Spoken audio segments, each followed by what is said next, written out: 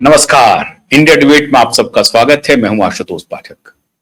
मित्रों, आप सभी हैरान होंगे कि नरेंद्र मोदी ने कुछ दिन पहले देशवासियों से दो अपील की।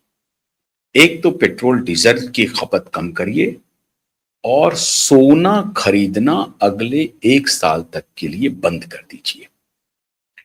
बहुत सारे मीम सोशल मीडिया पर बनने लगे। महिलाएं मीम बनाने लगी कि सोना नहीं खरीदेंगे तो क्या क्या करेंगे। वो तो मजाक की विषय है, लेकिन आज मैं आपसे कुछ गहरी बात करने जा रहा हूं। असल में नरेंद्र मोदी ने एक ऐसी चाल चल दी है जो सोने के मार्केट में भूचाल मचा दिया है, और ये किसी न किसी को तो करना ही था। आज नरेंद्र मोदी ने कर दिया तो अब लोग कहने लगे कि सोने व्यापारी क्या करेंगे, भूखों मरेंगे।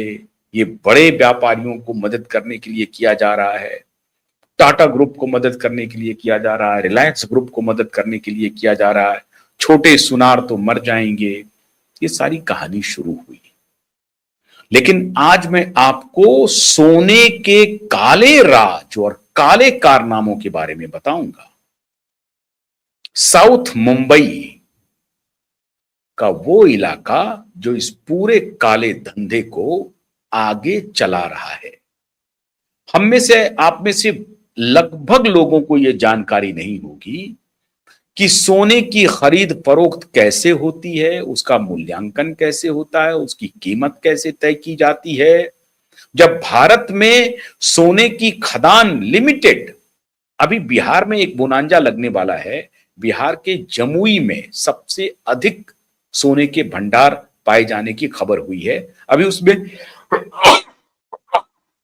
माफ कीजिएगा, अभी उस खदान में काम होना बाकी है, लेकिन अनुमान लगाया जा रहा है कि सबसे अधिक सोने की भंडार बिहार के जमुई में मिल सकता है। अभी कर्नाटक में एक खदान चल रहा है जिसको कर्नाटक सरकार चलाती है। आंध्र प्रदेश में एक खदान है जिसे कोई निजी कंपनी चलाती है, और इस तरीके से उत्तर प्रदेश के सोनभद्र में कहीं कहीं सोने की खदानें हैं। लेकिन अपने डिमांड का 99% सोना भारत क्या कर रहा है? विदेशों से आयात कर रहा है। आयात कौन करता है? ये जो आपके अगल बगल में सोने के जो दुकान वाले होते हैं, सोनार, वो कर रहे हैं? नहीं, वो नहीं कर रहे हैं सोने की खरीद फरोख्त। फिर सोने का बाजार है क्या, कैसे चलता है? भारत में 15 बैंकों के पास आरबीआई ने यह अनुमति दी है बैंकों को कि वो विदेश से सोना खरीदेगा। 15 बैंक। कौन कौन है 15 बैंक? मैं आपको लिस्ट ही पढ़ के सिखा देता हूं। 15 बैंक कौन है जो सिर्फ सोना खरीदेगा, सिर्फ सोना और चांदी दोनों खरीदेगा, और 2 बैंक ऐसे हैं जो सिर्फ सोना खरीदेगा। मतलब वो चांदी नहीं खरीदेगा, सिर्फ सोना खरीदेगा।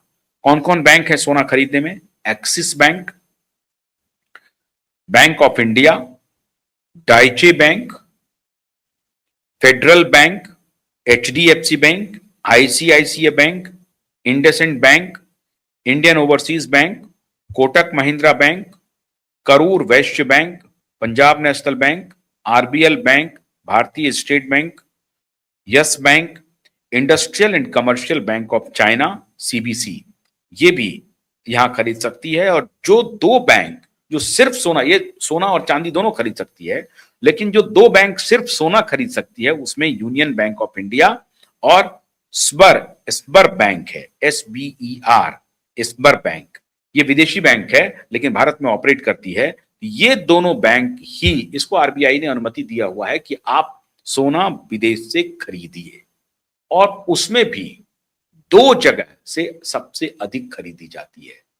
एक स्विट्जरलैंड, दूसरा दुबई, और कुछ हिस्सा साउथ अफ्रीका से भी आता है, और फिर अमेरिका वगैरह से भी खरीदते हैं। लेकिन सोने की खरीदारी मोस्टली दुबई और स्विट्जरलैंड से होती है। स्विट्जरलैंड के बारे में आपको मालूम है कि स्विट्जरलैंड में सोने के माइंस हैं, माइंस ने मेरी, वहां रिफाइनिंग है, बड़ी बड़ी रिफाइनरीज हैं जो अलग अलग दुनिया के अलग अलग देशों से, लैटिन अमेरिकी देशों से, साउथ अफ्रीका से, अमेरिका से, जो सोने खदानों से बाहर निकलते हैं उसको रिफाइन किया जाता है स्विट्जरलैंड में, और वहां बड़े बड़े रिफाइनरीज हैं। उसी रिफाइनरीज में से एक भारत की भी कंपनी चलाती है, राजेश एक्सपोर्ट्स वाले जो कंपनी है, जो अभी फंसा है पूरा मामला, जिसको कहा जा रहा है कि 15 लाख करोड़ रुपए का घोटाला है। अब तक के भारतीय इतिहास में सबसे बड़ा घोटाला है स्टॉक एक्सचेंज में, जिसको कि सेबी ने अभी पकड़ा है और वो मामला चल रहा है। अभी 15 लाख करोड़ के ऊपर बाद में आएंगे। अभी इस पर आप रहिए कि मोदी ने क्यों कहा कि सोना नहीं खरीदना है अगले 1 साल तक। अब पहली बात तो ये आपने जान ली कि 15 बैंक को अनुमति है सोना और चांदी विदेश से आयात करने की, आरबीआई के रूल के हिसाब से। 2 bank, union bank of India और स्बर बैंक जो विदेशी बैंक है, उन दोनों को सिर्फ सोना आयात करने की अनुमति है, ये वहां से खरीदती। अब यहां से खेल शुरू होता है, ये जो काला कारनामा है ना। और मैं हैरान हूं कि भारत सरकार को यह बात मालूम नहीं है क्या? मालूम है। और भारत सरकार में अभी प्रधानमंत्री ने इतने दिनों के बाद ये कहा, ये तो बहुत पहले कह देना चाहिए था कि ये जो खेल चल रहा था, ये इतने दिनों के बाद क्यों कहा गया है, इसके पीछे का राज क्या है, अभी सब बताऊंगा आपको। तो ये जो 15 बैंक हैं और ये जो 2 बैंक हैं, ये 17 बैंक, इससे आप चले जाइए सोना खरीदने के लिए तो आपको बैंक नहीं देगी। आपके पड़ोसी का जो ज्वेलर है, आपका पड़ोसी जो ज्वेलर है, वो अगर चले जाए इन बैंकों के पास, जी मुझे सोना दे दीजिए, इन्हें भी सोना नहीं देंगी। तो ये 17 बैंक सोना देती किसे है? यहीं से खेल शुरू होता है।